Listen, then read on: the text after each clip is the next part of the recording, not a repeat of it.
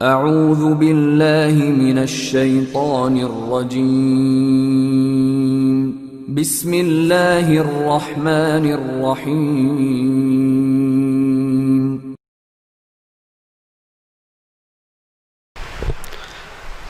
السلام علیکم ورحمۃ اللہ وبرکاتہ۔ الحمد للہ الذی لم یتخذ ولدا ولم یکن له شریک فی الملک ولم یکن له ولی من الذل وکبرہ تکبیرا۔ اللہ اکبر۔ اشہد ان لا الہ الا اللہ واشہد ان محمدا عبدہ ورسولہ، اما بعد۔ قال اللہ تبارک و تعالی فی القرآن المجید: اعوذ باللہ من الشیطان الرجیم، بسم اللہ الرحمن الرحیم۔ وَإِذْ بَوَّأْنَا لِإِبْرَاهِيمَ مَكَانَ الْبَيْتِ أَلَّا تُشْرِكْ بِهِ شَيْئًا وَطَهِّرْ بَيْتِي لِلطَّائِفِينَ وَالْقَائِمِينَ وَالرُّكَّعِ السُّجُودِ۔ وقال تعالی: وَلِكُلِّ أُمَّةٍ جَعَلْنَا مَنسَكًا لِيَذْكُرُوا اسْمَ اللَّهِ عَلَى مَا رَزَقَهُم مِّن بَهِيمَةِ الْأَنْعَامِ فَإِلَٰهُكُمْ إِلَٰهٌ وَاحِدٌ فَلَهُ أَسْلِمُوا وَبَشِّرِ الْمُخْبِتِينَ۔ وقال تعالی: قل اننی ہدانی ربی الی صراط مستقیم دینا قیما ملۃ ابراہیم حنیفا وما کان من المشرکین۔ قل ان صلاتی ونسخی ومحیای ومماتی للہ رب العالمین لا شریک لہ وبذالک امرت انا اول المسلمین۔ محترم سامعین کرام، قرآن مجید کی دو مقامات سے آیتیں پڑھ کر سنائی گئی ہے۔ پہلا جو مقام ہے وہ سورہ حج ہے، چوتھے رکوع کی پہلی آیت 26 نمبر کی آیت 26 نمبر کی آیت ہے۔ دوسری جو آیت ہے وہ اسی صورت کی ہے، سورہ حج کی 34 نمبر کی آیت۔ تیسری جو آیت ہے، دوسرا مقام، وہ سورۃ الانعام کی 161 سے لے کر 163 نمبر کی آیت ہے۔ ان آیات کے جو مطالب ہیں، اللہ رب العالمین کا ارشاد ہے سورہ حج 34 نمبر کی آیت کا: وَإِذْ بَوَّأْنَا لِإِبْرَاهِيمَ مَكَانَ الْبَيْتِ، ہم نے ابراہیم علیہ السلام کے لیے خانہ کعبہ کی جگہ تجویز کیا، اس ہدایت کے ساتھ کہ اس کے ساتھ کسی چیز کو شریک نہ کریں۔ اور کیا فرما رہے ہیں اللہ رب العالمین؟ اللہ تشرک بہ شیئا وطہر بیتی، اور اس گھر کو پاک و صاف رکھو۔ کس کے لیے؟ طواف کرنے والوں کے لیے، قیام کرنے والوں کے لیے، رکوع اور سجود کرنے والوں کے لیے۔ اس گھر کو ہر مشرکانہ عقائد، باطنی، اخلاقی اور ظاہری گندگیوں سے پاک و صاف رکھنا۔ پھر دوسری جو آیت اسی سورہ حج کی جو پڑھی گئی 34 نمبر کی،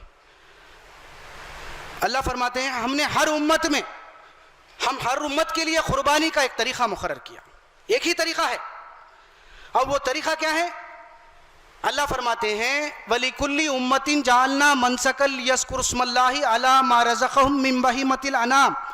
ہر امت کے لیے قربانی کا ایک ہی طریقہ ہے، جو اللہ نے مویشی جانور تم کو بخشے ہیں اس پر اللہ کا نام لو اور اس کو ذبح کرو۔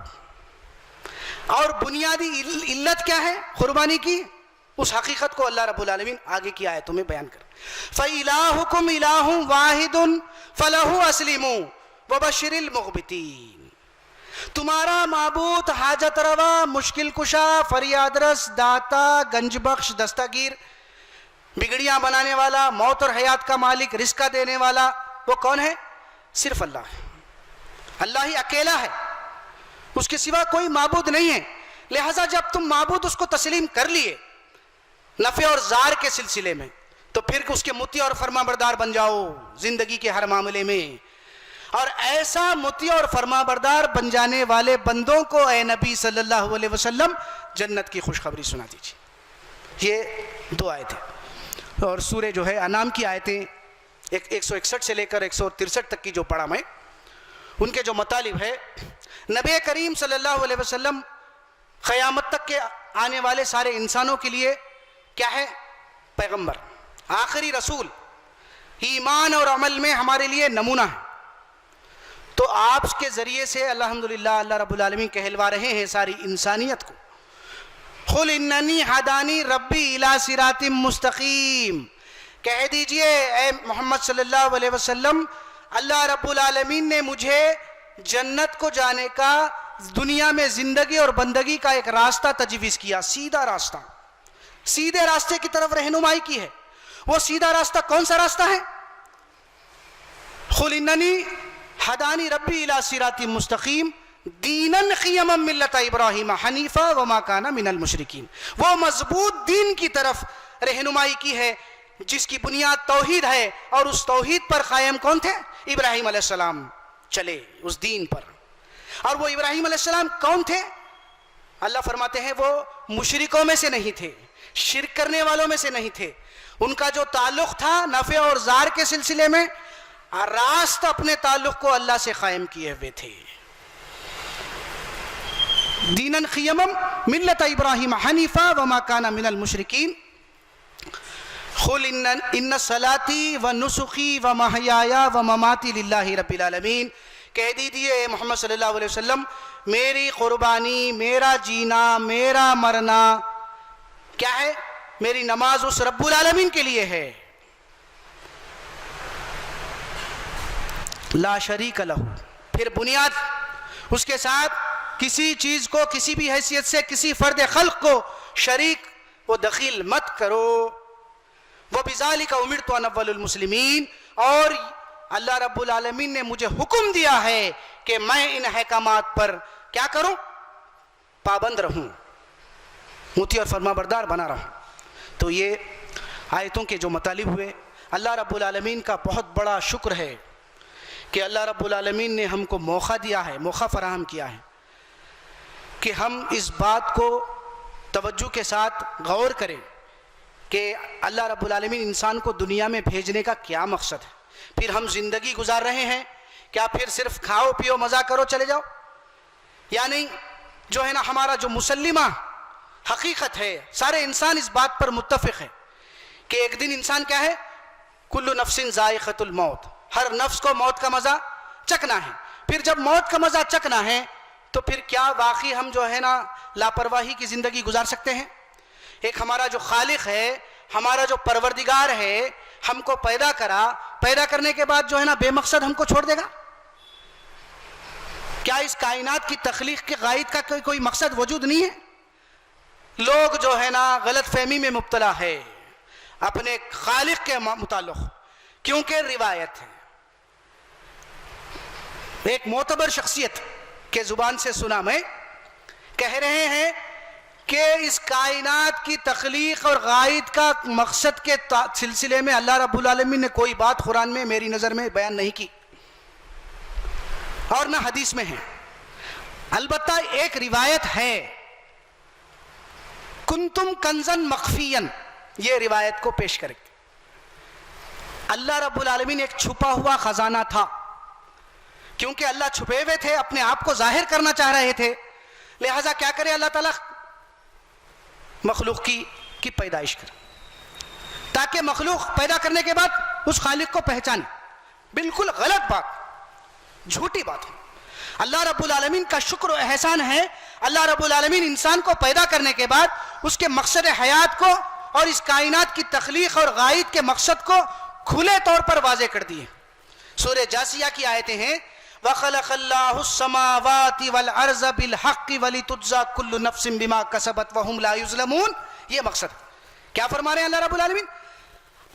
آسمان اور زمین، اس کے درمیان میں جو کچھ ہم نے پیدا کیا وہ حق کے ساتھ پیدا کیا، بے مقصد نہیں پیدا کیا، کھیل و تماشے کے طور پر نہیں پیدا کیا. اور اس کا مقصد کیا ہے؟ انسانوں کو دنیا میں عمل کرنے کا موقع دیا جائے اور ان کے اعمال کا بھرپور بدلہ دینے کے لیے میدان حشر برپا کریں گے. وہاں پر انسانوں کی فکر اور اعمال کا بدلہ جہنم یا جنت کی شکل میں دیا جائے. تو اللہ رب العالمین کا بہت بے انتہا شکر ہے. اللہ رب العالمین کی سنت ہے ابتدا سے آدم علیہ السلام سے لے کر محمد رسول اللہ صلی اللہ علیہ وسلم تک اللہ رب العالمین انسانوں کو انسانیت کیا ہے، بندوں کو بندگی کیا ہے، کیا ہے وہ راستہ بتا دیے ہیں کتاب اور پیغمبر کی شکل میں. آج یہ کتاب قرآن مجید قیامت تک کے سارے انسانوں کے لیے کیا ہے؟ رہبر ہے، رہنما ہے، ہدایت کی کتاب ہے. جو انسان ہدایت حاصل کرنا چاہتا ہے اس کے لیے قرآن آسان ہے، ہدایت نامہ ہے، اور موت کے بعد کی ابدی زندگی میں مغفرت اور جنت کا مستحق بنانے والے. اللہ کے رسول صلی اللہ علیہ وسلم کا ارشاد ہے، آپ فرماتے ہیں لِكُلِّ شَيْءٍ طَرِيقٌ وَطَرِيقُ الْجَنَّةِ الْعِلْمُ. ہر چیز حاصل کرنے کا دنیا میں کوئی نہ کوئی طریقہ ہے. اسی طرح جنت اگر حاصل کرنا ہے تو قرآن کا علم حاصل کرو. معمولی کتاب نہیں ہے. لَقَدْ أَنزَلْنَا إِلَيْكُمْ كِتَابًا فِيهِ ذِكْرُكُمْ أَفَلَا تَعْقِلُونَ. تحقیق ہم نے تمہاری طرف ایسی کتاب اتاری جس میں انسان تیرا ذکر ہے، تیرے زندگی کا ذکر ہے، اور اسوہ حسنہ ہے انبیاء کا. مقصد حیات متعین کر دیا اللہ رب العالمین. اگر ہم اپنے مقصد سے واقف نہیں ہوں گے، اللہ رب العالمین کیوں پیدا کرے، یہ ہدایتیں کیوں دیے گئے ہیں، کون سی جو ہے نا گمراہی ہے، کیا گمراہی ہے، کیا صحیح ہے، کیا غلط ہے، اگر ہم اس کتاب کو نہیں سمجھ کر پڑھیں گے، اس کے مطابق ہمارے عقائد کو نہیں بنائیں گے، ہمارے جو ہے نا مشرکان عقائد کو جو ہے نہیں ترک کریں گے، تو کل آخرت میں جو انسان کو جو وابستگی ہوگی وہ گھاٹا ہوگا، ابدی گھاٹا. اس سلسلے میں اللہ رب العالمین سورہ اعراف میں فرماتے ہیں، سورہ اعراف میں 98 99 نمبر کی آیتیں غور کری، معمولی کتاب نہیں ہے. اللہ فرماتے ہیں افآمنوا مکر اللہ فلا یامن مکر اللہ الا القوم الخاسرون. اللہ فرماتے ہیں اللہ رب العالمین کی یہ کیا ہے؟ تدبیر ہے. اور اللہ رب العالمین کی تدبیر سے، پلاننگ سے وہی لوگ غفلت برتتے ہیں جو اپنے آپ کو کل مستحق جہنم بنانا چاہتے ہیں. تو جو انسان دنیا میں موجود ہے اس کے لیے راہ عمل، مشل راہ، آخری ہدایت نامہ قرآن مجید ہے، اس کو سمجھ کر پڑھنا بے حد ضروری ہے. اس سلسلے میں کیونکہ موقع قربانی کا ہے، آپ کے سامنے چند آیات تلاوت کی گئی ہے مختلف مقامات سے. اللہ ماشاء اللہ ہمارے مسلمانوں کے ذہنوں میں ہمارے رہبر، رہنما، مولوی، مفتیان اس بات پر توجہ نہیں دلا. خالی مقصد کیا کر رہے ہیں؟ اس کی تعظیماً ہم جو ہے نا ناخن نہیں کٹوانا، بال نہیں تراشوانا، روزے رکھ لینے کے فضیلتوں کو بیان کر رہے ہیں، لیکن اصلی جو مقاصد ہے وہ جو ہے نا بیان نہیں کر ہے نا. ابھی جو آیت آپ کے سامنے پڑھ کر سنائی گئی، غور کریے آپ، سورہ حج کی 34 نمبر کی آیت، چوتھا رکوع کی ابتدائی آیت. حج کا کیا مقصد؟ پھر یہ 26 نمبر کی آیت، پھر سورہ حج کی 34 نمبر کی آیت میں قربانی کا کیا مقصد ہے؟ اور دونوں کے مقاصد ایک ہی ہے. اللہ فرماتے ہیں وَإِذْ بَوَّأْنَا لِإِبْرَاهِيمَ مَكَانَ الْبَيْتِ أَلَّا تُشْرِكْ بِهِ شَيْئًا وَطَهِّرَ بَيْتَ لِلطَّائِفِينَ وَالْقَائِمِينَ وَالرُّكَّعِ السُّجُودِ. ہم نے ابراہیم علیہ السلام کے لیے خانہ کعبہ کو تجویز کیا اس ہدایت کے ساتھ، اس نصیحت کے ساتھ کہ اس کے ساتھ کسی اور کو شریک و دخیل نہیں کرنا. یہ بنیاد ہے نا. اور پھر اس گھر کا طواف کرنے والوں کو، قیام کرنے والوں کو، رکوع اور سجدہ کرنے والوں کے لیے اس گھر کو ہر قسم کی مشرکانہ عقائد سے پاک و صاف رکھو ابراہیم. بلکہ قیامت تک کے سارے انسانوں کے لیے یہ بات ہے. پھر یہی بات کو قربانی کے سلسلے میں ہر امت کے لیے قربانی ہے، اور اس قربانی میں کیا ہے؟ جو اللہ نے تم کو جانور دیے اس پر اللہ کا نام لو، اس کو ذبح کرو. اور کیا ہے ہدایت؟ فَإِلَٰهُكُمْ إِلَٰهٌ وَاحِدٌ فَلَهُ أَسْلِمُوا وَبَشِّرِ الْمُخْبِتِينَ. تمہارا معبود ایک ہی معبود ہے. اس حج کے ذریعے اعلان عام سارے انسانوں کو کیا جا رہا ہے. ایسا نہیں کہ یہ حج کے لیے مقصود ہے، وہاں پر کے لیے جو حاجی ہے حج کے جو ہے نا مناسک حج ادا کر رہے ہیں ان کے لیے مخصوص نہیں ہے یہ بات، بلکہ قیامت تک کے سارے انسانوں کے لیے قرآن آخری کتاب ہے. اللہ فرما رہے ہیں پیغام ہے سارے انسانوں کے لیے کہ اس کائنات کا کرتا دھرتا، پالنے والا، مشکل کشا، فریاد رس، داتا، گنج بخش، دستگیر وہ تمہارا پروردگار اللہ ہے. جی یہ جو بت پرستی تم اختیار کیے ہوئے ہے، یہ مردہ پرستی کیا ہے؟ وہ درگاہ پرستی، یہ مردہ پرستی ہی کی ایک شکل ہے.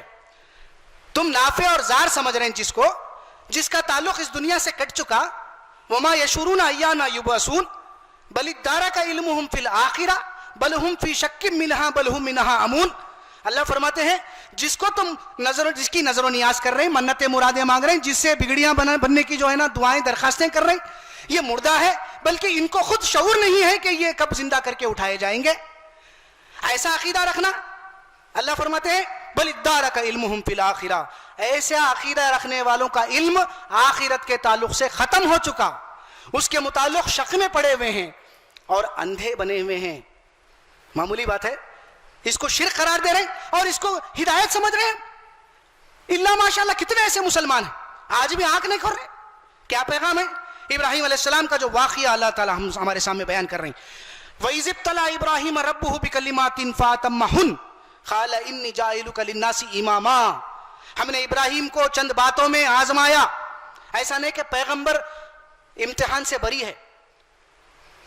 اللہ رب العالمین ابراہیم علیہ السلام کی بھی آزمائش، کھری آزمائش کرے اور وہ سارے آزمائشوں میں کھرے اترے. وہ کیا کیا مراحل تھے؟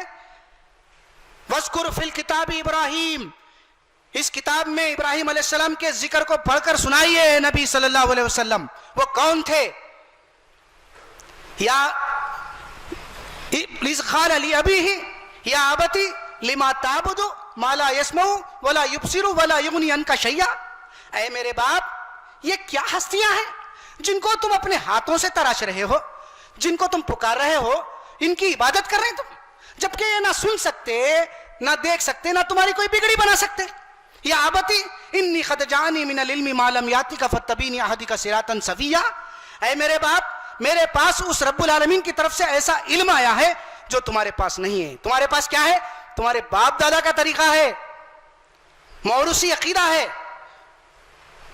میرے پاس اللہ رب العالمین کی طرف سے ایسا علم آیا ہے جو تمہارے پاس نہیں آیا.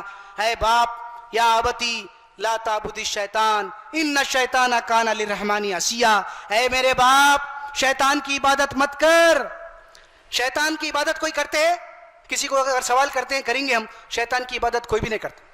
شیطان کے وسوسوں پر عمل کرنا، شیطان کے بتائے ہوئے راستے پر عمل کرنا، جیسے کہ مشرکانہ عقائد اختیار کرنا، سمجھنا کہ یہ حق ہے، یہی شیطان کی عبادت ہے. شیطان کون ہے؟ رب کا نافرمان ہے. لا تعبد الشیطان ان الشیطان کان للرحمن عصیا. بے شک شیطان کون ہے؟ رحمان کا منکر ہے. رحمانیت کیا ہے میرے بھائی؟ رحمانیت کیا ہے؟ رحمانیت یہ ہے کہ اسباب کو پیدا کرنا، اسباب میں تاثیر پیدا کرنا اور اس کے مضر اثرات سے حفاظت کرنا. یعنی اسباب اللہ رب العالمین ہدایت کے پورے فراہم کر دی. زندگی اور بندگی کے سلسلے میں وہ سارے کے سارے اسباب اللہ رب العالمین نے دنیا میں پیدا کر دیے ہیں، پیغمبروں کی شکل میں، کتابوں کی شکل میں. اور دنیا کی معیشت کے سلسلے میں کوئی انسان جو ہے نا بغیر اسباب کے محنت کرے بغیر ایک گھونٹ پانی نہیں جا سکتا بھائی منہ میں. لیکن بغیر اسباب کے اختیار کیے ہوئے بھی یہ مردہ اور غائب ہستیاں ہمارے نافع اور زار ہے. یہ تعویذیں ہماری حفاظت کرنے والی ہے. یہ قرآن کی فلاں آیت جو ہے نا ورد کر لینے سے، پڑھ لینے سے، جپ لینے سے ہمارے کو جو ہے نا نقصان سے بچ سکتے ہیں، فائدہ حاصل کر سکتے ہیں کا تصور شیطان کا پیدا کردہ ہے. شیطان کون ہے؟ رحمان کا منکر ہے. ان الشیطان کان للرحمن عصیا. اللہ فرماتے ہیں انی اخاف ان یمسک عذاب من الرحمن فتکون للشیطان ولیا. اے میرے باپ، اگر تم اس رحمانیت کا انکار کرو گے، اس اسباب کی دنیا میں بغیر اسباب کے بھی نفع اور نقصان کا تصور، جادو سے، شیطان کے وارد ہونے سے، نظر لگنے سے، تعویذیں لٹکا لینے سے، فلاں آیت دم کر کے پھونک لینے سے تمہارے فائدے ہوتے ہیں، تمہاری بیماریاں دور ہوتی ہیں، سمجھنا یہ رحمانیت کا انکار ہے. اگر تم ایسا انکار کیا کرو گے؟ رحمانیت کا انکار کر کے مشرکانہ عقائد میں مبتلا ہوگے تو یاد رکھیے آپ شیطان کے ولی بن جائیں گے. آپ کے متعلق مجھے جو ہے نا رحمان کے پکڑ سے تم کو کوئی نہیں بچا سکتا، پیغمبر بھی نہیں بچا سکتے. یاد رکھیے یہ معاملہ ہے. ابراہیم علیہ السلام کو چند باتوں میں آزمایا. یہی بات آپ اپنے باپ سے کہہ رہے ہیں، اپنے قوم سے کہہ رہے ہیں. قوم کے متعلق جس بات کے تعلق سے ابراہیم علیہ السلام سے وہ جھگڑ رہے ہیں اپنے رب کے معاملے میں، تو آپ کیا کر رہے ہیں؟ ستارے کی طرف نگاہ ڈالیں. یہ میرا رب ہے. تلک آیاتنا حجتنا. ہم نے ابراہیم علیہ السلام کو حجت سکھائی. آپ ستارے کو دیکھ رہے ہیں، یہ کہہ رہے ہیں کہ یہ میرا رب ہے. کیونکہ جو قوم ستارہ پرستی میں مبتلا تھی، چاند کی عبادت کرتی تھی، سورج کی عبادت کرتی تھی، بتوں کی عبادت کرتی تھی، مردہ اور غائب ہستیوں کی عبادت کرتی تھی، درگاہ پرستی، خبر پرستی، یہ سارے چیزیں میں مبتلا تھی. تو کیا فرما رہے ہیں ابراہیم علیہ السلام؟ سارے مشرکانہ عقائد کی نفی کر رہے ہیں. ستارے کی طرف جو ہے نا دیکھ رہے ہیں اور کہہ رہے ہیں کہ یہ میرا رب ہے. اب جب وہ ڈوب گیا, غائب ہو گیا, غائب ہونے والا میرا رب نہیں ہوتا. یہ سورہ انعام کی آیتیں ہیں. پھر چاند کو دیکھ رہے ہیں, پھر وہ بھی جب جو ہے نا غروب ہو گیا تو کہہ رہے ہیں اگر اللہ رب العالمین نے مجھے ہدایت نہ دی ہوتی تو میں گمراہ ہو جاتا. پھر سورج کو دیکھ رہے ہیں, یہ سب سے بڑا ہے, شاید یہ میرا رب ہے. تو جب وہ بھی جو ہے نا غروب ہو گیا تو یکسو ہو کر انی وجہت وجہی للذی فطر السماوات والارض حنیفا وما انا من المشرکین, جو نمازوں میں ہم نیت کر رہے ہیں پہلے. افسوس ہے اس بات کا کہ یہ بات سے ہم واقف نہیں. ہر چیز سے, ہر مشرکانہ عقائد سے کٹ کر یکسو ہو کر میں اس رب کی طرف جڑتا ہوں جس نے آسمان اور زمین اور ساری کائنات کی تخلیق کی. میں اسی کا ہوں, مشرکوں میں سے نہیں ہوں, شرک کرنے والے میں سے نہیں ہوں. پھر یہ دو فریقوں میں سے کون سیدھے راستے پر ہے, کون ہدایت پر ہے؟ جب پوچھا جا رہا ہے الذین آمنوا ولم یلبسوا ایمانہم بظلم اولئک لہم الامن وہم مہتدون. وہ لوگ جو اپنے ایمان کو شرک کے اجزاء سے پاک رکھنے کی کوشش کرتے ہیں, اس کے عملی تقاضوں کو پورا کرنے کی کوشش کرتے ہیں, انہی لوگوں کے لیے امن ہے, وہی سیدھے راستے پر ہے نا. یہ حجت تھی جو ہم نے ابراہیم علیہ السلام کو سکھائی ہے. پھر جو قوم کے اندر یہ دعوت جب آپ پھیلائے تو قوم کیا کری معلوم ہے آپ کو؟ ایذا پہنچانے کے لیے, آپ کو تکلیف پہنچانے کے لیے آپ کیا کرے, ایک جو ہے نا حکمت عملی اختیار کرے. ایسا نہیں کہ معبود, اس کا مطلب یہ ہے کہ ہم بھی جو ہے نا بت خانے میں گھس کر دوسروں کے عبادت گاہوں کو نقصان پہنچائے اور ان کے بتوں کو توڑ ڈالے. اللہ فرماتے ہیں قرآن مجید میں ایک طرف یہ ہدایت بھی ہے کہ ان کے جو ہے نا کیا ہے, معبودوں کو برا بھلا مت کہو, کیونکہ وہ تمہارے حقیقی خالق جو اللہ رب العالمین اس کو برا بھلا کہے. تو الحمدللہ اللہ رب العالمین کی طرف سے ایک ہدایت تھی کہ آپ جو ہے نا کیا کریں, بت خانے میں گھسے, سارے بتوں کو توڑ ڈالے, ایک بت کو چھوڑ دیے بڑے کو. چونکہ ان کو علم تھا اس بات کا کہ وہ جب میری طرف رجوع کریں گے تو میں ان کے زبانوں سے کھولواؤں گا کہ یہ لاچار بے بس ہستیاں یہ اپنے ہاتھوں سے تراش کی ہوئی نہ دیکھ سکتی ہے, نہ کچھ کر سکتی ہے, نہ کچھ کھا سکتی ہے, نہ پی سکتی ہے, یہ بھلا کوئی نفع اور نقصان پہنچا سکتی ہے. جب آئے وہ لوگ میلے سے واپس, آپس میں گفتگو کر رہے ہیں کون کیے یہ, تو ایک نوجوان لڑکا ہے جو یہ اکثر تذکرہ کیا کرتا ہے, تو بلاؤ. تو جب بلائے تو کیا کہہ رہے ہیں, تو پوچھ رہے ہیں وہ لوگ اے ابراہیم یہ کیا ہے, کس کی حرکت ہے, پوچھو اور پوچھو ان بتوں سے جو ٹوٹے ہوئے ہیں. یہ سورہ انبیاء میں بھی ہے اور سورہ الصافات میں بھی ہے, آپ پڑھیے. تو یہ نہیں بولے ابراہیم علیہ السلام میں نے کیا بول کے نہیں بولے. یہاں پر لوگ جو بول رہے ہیں روایت کی روشنی میں بخاری کی حدیث ہے کہ ابراہیم علیہ السلام جھوٹ بولے 3 بار, بالکل جھوٹی بات, غلط بات. کیونکہ ابراہیم علیہ السلام کے متعلق اللہ تعالیٰ کیا فرما رہے, انہو کانا صدیقا نبیا, اور اللہ رب العالمین کے خلاف بات کو قبول کرنا اور ابراہیم علیہ السلام کو جھوٹے سمجھنا غلط بات. بے شک اللہ کا نبی سچا ہے, ابراہیم علیہ السلام سچے تھے, جھوٹے نہیں تھے.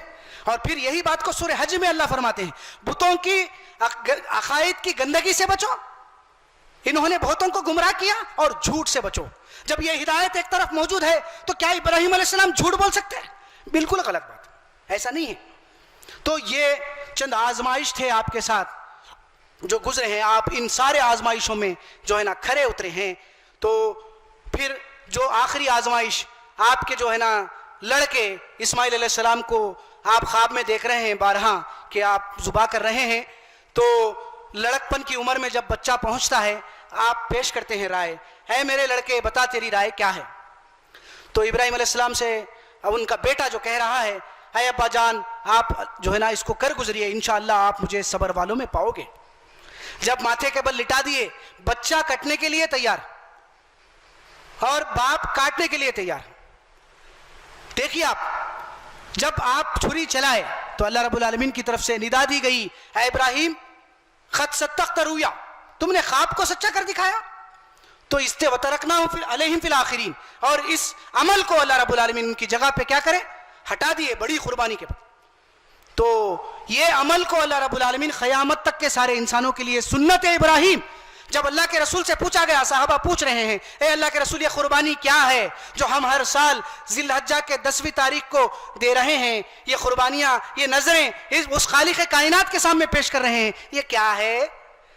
کیا ہے وہ؟ ابراہیم علیہ السلام کا طریقہ ہے، تمہارے باپ ابراہیم علیہ السلام کا طریقہ۔ جب ہر قربانی دینے والا قربانی دے رہا ہے جانور کی، یہ سمجھ کر دے کہ میری نماز، میری قربانی، میرا جینا، میرا مرنا اس رب العالمین کے لیے ہے، اور اس کے سوا اس کائنات کا کرتا دھرتا، پالنے والا، رزق دینے والا، موت اور حیات کا مالک کوئی بھی نہیں ہے شریک و دخیل۔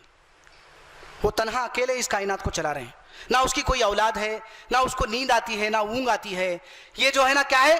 اللہ رب العالمین ہے، کوئی بھی نہیں ہے اس کے اندر۔ یہ خاص بات ایک بیک گراؤنڈ میں جب بھی ذبح کر رہے ہیں جانور کو، ایک بیک گراؤنڈ میں ہمارے ذہن میں پوری جو ہے نا اسوہ انبیاء ہونا چاہیے۔ کس طرح جیسا چھری چل رہی ہے ویسا کیا ہم بھی اپنے جو ہے نا ناجائز جتنے بھی خواہشات ہیں، خواہشات نفس کی تکمیل میں اللہ رسول کی نافرمانی جتنے کر رہے ہیں، کیا اس کو بھی قربان کر رہے ہیں؟ یہ جذبہ پیدا ہونا اس کے لیے، اور یہ تقوی، یہ کیا ہے؟ یہ قربانی، یہ نماز، یہ جو ہے نا جتنی عبادتیں اللہ رب العالمین نے فرض کیے ہیں ہم پر، وہ کس لیے ہے؟ تقوی پیدا ہونا۔ ایسا نہیں کہ ریاکاری کے لیے ہم اتنے جو ہے نا جانور لائے، ہم اتنا کر رہے ہیں، یہ کر رہے ہیں، ایسا نہیں، بلکہ اس کے ذریعے سے ہمارے اندر اللہ کا خوف، ڈر، اس عذاب جہنم سے بچنے کی فکر، وہ اعمال کو ترک کرنے پر کل آخرت میں ہم کو مغفرت اور جنت کے مستحق بنیں گے۔ یہ جذبہ ہمارے اندر پیدا ہونا، اگر نہیں پیدا ہو رہا تقوی، یاد رکھیے ہم کو کوئی بھی نہیں بچا سکتے۔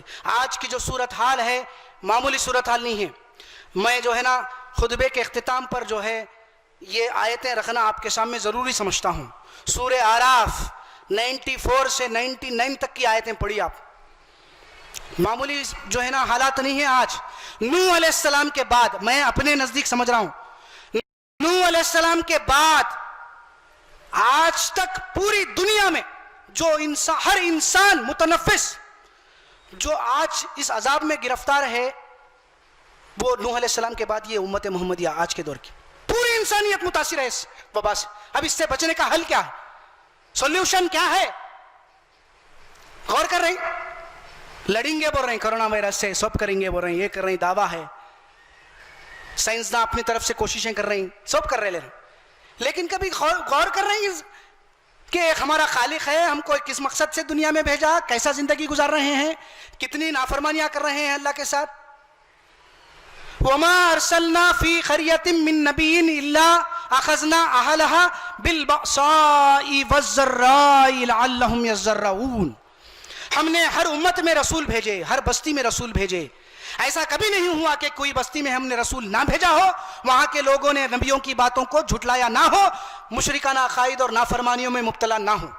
اور ہم نے اس لیے کیا کیا؟ ان پر مصائب، مشکلات، پریشانیاں، معیشت، جسمانی بیماریوں سے مبتلا کرے، تاکہ یہ میری طرف گڑ گڑائے، مجھ سے دعا مانگے، معافی مانگے، اپنے غلطیوں کی، اپنے زندگی کی اصلاح کرے۔ نہیں کرے تو پھر اللہ تعالیٰ کی دوسری شکل، سورہ اعراف 95 نمبر کی آیت،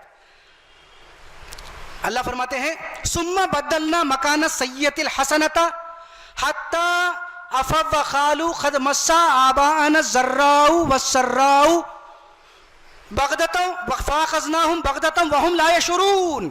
پھر ہم نے ان کی بدحالی کو، بیماری کو، مصیبت کو، تکلیف کو، معیشت کو، جو نقصان پڑ گیا ہے اس سے نکالا، خوشحالی میں تبدیل کر دیا، لیکن اکڑ گئے۔ دل نرم پڑنا چاہیے تھا، اس خالق کی طرف جھکنا چاہیے تھا، شکر ادا کرنا چاہیے تھا اللہ رب العالمین کا، لیکن کیا کرے؟ اکڑے۔ ارے یہ تو دستور زندگی ہے، یہ ایسے دن اچھے اور برے ہمارے باپ دادا پر آتے رہے، ہم نے ان کو اچانک پکڑا اور اس کا پکڑنے کا ان کو شعور بھی نہیں تھا۔ پھر 96 نمبر کی طرف آئیے، سورہ اعراف، اللہ فرماتے ہیں کہ وَلَوْ أَنَّهُمْ أَقَامُوا التَّوْرَاةَ وَالْإِنْجِيلَ، یہ لوگ اگر ایمان لاتے، تقوی کی روش اختیار کرتے، تو ہم ان کو آسمان و زمین سے برکتوں کے دروازے کھول دیتے۔ یہ تمثیلی اعتبار سے اللہ اس لیے فرماتے ہیں کہ امن و امان ہوتا زمین پر، فساد و فتنے سے زمین خالی ہو جاتی، چوطرف برکتیں ہوتی، لیکن ایسا نہیں کرے تو ہم کیا کریں؟ ان کو پکڑے۔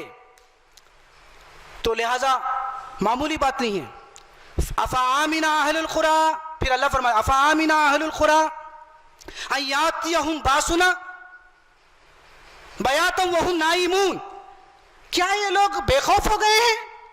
اللہ ان کو اچانک نہیں پکڑے گا جبکہ یہ آرام سے راتوں میں اپنے گھروں میں سو رہے ہیں؟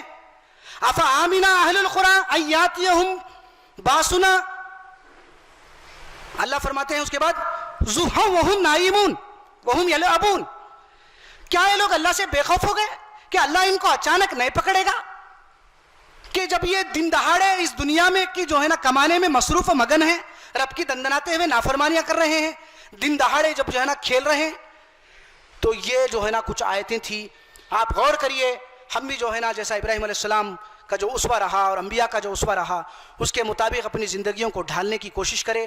اللہ رب العالمین سے دعا ہے کہ پروردگار ہم کو اس وبائی بیماری سے محفوظ رکھتے ہوئے بلکہ آخرت کی تیاری کرنے والے بنا، اور ہم کو آخرت میں جو ہے نا مغفرت اور جنت کا مستحق بنا، اور عذاب جہنم سے بچا دے، اور اس دنیا میں ہم کو حیات طیبہ پاکیزہ زندگی نصیب فرمائے. بارک اللہ لی ولکم فی القرآن العظیم ونفعنی وإیاکم بالآیات والذکر الحکیم. الحمد للہ رب العالمین.